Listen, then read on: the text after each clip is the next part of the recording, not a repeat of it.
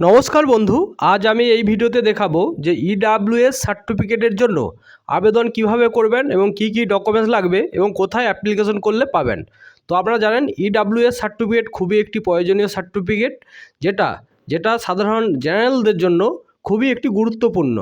তো রাজ্যের জেনারেল ও আনরিজার্ভ শ্রেণীর মানুষের মধ্যে যারা নিম্নবিত্ত তাদের আর্থিকভাবে সহায়তা করার জন্য ইডাব্লিউএস ইকোনমিক্যাল উইকার সেকশনের আওতায় কিছু সুবিধা দেওয়া হয়।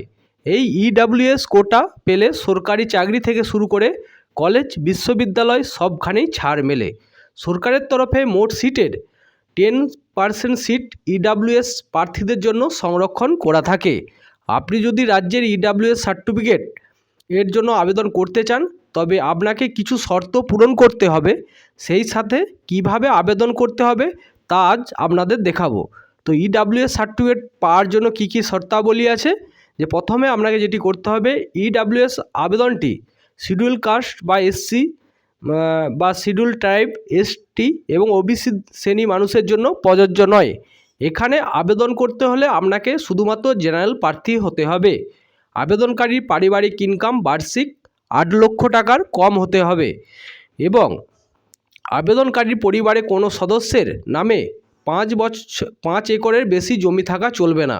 ভালো করে বুঝুন, আবেদনকারীর পরিবারের কোনো সদস্যের নামে 5 একরের বেশি জমি থাকা চলবে না।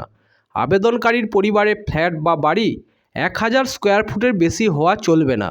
তাহলে আবেদনকারীর পরিবারের যেই পরিবারে থাকেন সেই পরিবারে 1000 স্কোয়ার ফুটের বেশি ছাদ হওয়া চলবে না, তাহলে কিন্তু আপনি ইডাব্লিউএস সার্টিফিকেটের জন্য প্রযোজ্য নয়। আবেদনকারী পরিবারের নিজের মিউনিসিপ্যালিটিতে 100 স্কোয়ার ইয়ার্ডের বেশি জমি থাকা চলবে না। নিজের মিউনিসিপ্যালিটির বাইরে আবেদনকারী তার পরিবারের 200 স্কোয়ার ইয়ার্ডের জমি থাকা চলবে না। তো ইডাব্লিউএস সার্টিফিকেটের জন্য আবেদন কিভাবে করবেন? তো ইডাব্লিউএস সার্টিফিকেট পাওয়ার জন্য অফলাইনের মাধ্যমে আবেদন করতে হবে। আবেদন করার জন্য দেখুন, ইডাব্লিউএস সার্টিফিকেট অ্যাপ্লিকেশন ফর্মটি অ্যানেক্সার এ ডাউনলোড করে A4 পেপারে প্রিন্ট করে নিতে হবে, বা আপনারা যে কোনো কম্পিউটার সেন্টারে গেলে ইডাব্লিউএস সার্টিফিকেটের জন্য আপনি ফর্ম চাইলে ওনারা দিয়ে দেবে, বা বিএসকে যেসব বিএসকে হয়েছে গ্রাম পঞ্চায়েতে বা অন্যান্য স্থানে, সেই বিএসকে সেন্টারে গিয়ে আপনাকে বললেই আপনি কিন্তু বিনা পয়সায় এই ফর্ম পেয়ে যাবেন। ফর্মটিতে আপনার নিজের সমস্ত ডিটেলস দিয়ে পূরণ করে নিতে হবে। নিজের রঙিন পাসপোর্ট সাইজের একটি ছবি আটকে দিতে হবে। এবারে আপনাকে সমস্ত প্রয়োজনীয় নথির জেরক্স কপি এই আবেদনপত্রের সাথে জুড়ে দিতে হবে।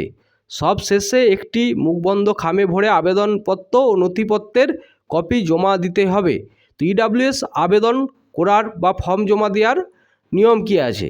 তো ইডাব্লিউএস কোটা পাওয়ার জন্য পূরণ করা আবেদনপত্রটি নিচের যে কোনো একজন আধিকারিকের কাছে জমা দিতে হবে। ডিস্ট্রিক্ট ম্যাজিস্ট্রেট অথবা অ্যাডিশনাল ডিস্ট্রিক্ট ম্যাজিস্ট্রেট বা সাব ডিভিশন অফিসার বা আপনি বিডিও অফিসে জমা দিতে পারেন। আবেদনকারী যদি কলকাতা মিউনিসিপ্যালিটি কর্পোরেশন এরিয়াতে আবেদন করে থাকেন তাহলে ডিডাব্লিউও কলকাতা এখানে জমা দিতে পারেন। তো ইডাব্লিউএস সার্টিফিকেটের জন্য প্রয়োজনীয় কী কী নথি লাগবে? তো এখানে আবেদন করতে গেলে নিচের দেওয়া ডকুমেন্টস অর্থাৎ নথিগুলো কিন্তু লাগবে। আবেদনকারী ভোটার কার্ড, নিজের সিটিজেন সার্টিফিকেট অথবা অভিভাবকের সিটিজেন সার্টিফিকেট, সেটা আপনি গ্রাম পঞ্চায়েতে থাকলে গ্রাম পঞ্চায়েতের প্রধান দেবে, বা আপনি যদি মিউনিসিপ্যালিটিতে থাকেন তাহলে পৌরসভা থেকে পাওয়া যাবে। তো আবেদনকারীর প্যান কার্ড যদি থেকে থাকে দিবেন। আবেদনকারী জন্ম সার্টিফিকেট বা মাধ্যমিকের অ্যাডমিট কার্ড যদি দিতে হবে, এবং পরিবারের বার্ষিক মোট আয়ের স্লিপ। তো পরিবারের মোট বার্ষিক আয়ের যারা চাকরি করেন তাদের পে স্লিপ দিতে হবে, এবং যারা চাকরি করেন না তাদের গ্রাম পঞ্চায়েত থেকে আপনাদের ইনকাম সার্টিফিকেট তুলে দিতে হবে। ইডাব্লিউএস সার্টিফিকেটে রাজ্য সরকারের তরফে ইস্যু করা হয়। এই সার্টিফিকেটের মেয়াদ চলতি অর্থবর্ষের শেষ পর্যন্ত থাকে।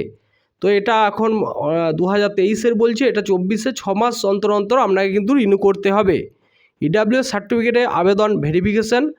আবেদন করার পরে প্রার্থীর আবেদনপত্রটি গ্রাম পঞ্চায়েত ও শহরে মিউনিসিপ্যালিটি অঞ্চলে বসবাস করলে বিএলএন এলআরও দ্বারা যাচাই করা হয়।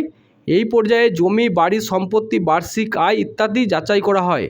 কলকাতা পৌরসভা এলাকা থেকে আবেদন করলে বিএলএন এলআরও চিফ ভ্যালুয়ার সার্ভেয়ার যাচাই করার পদ্ধতিটি করে থাকেন।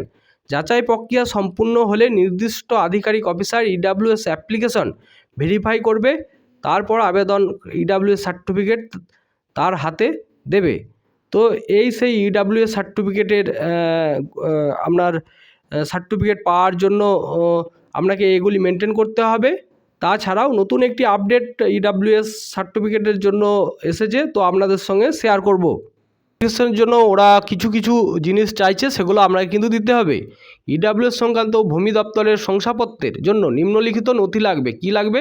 পাকা বাড়ির ক্ষেত্রে দেখুন যে আপনার বাড়ির সেই ইঞ্জিনিয়ারের প্ল্যান লাগবে এবং সেখানে পাশে কিন্তু আপনার বাড়ির ছবি, house building full image application inform that certificate application, বাড়ির ছবি আপনার কিন্তু লাগবে।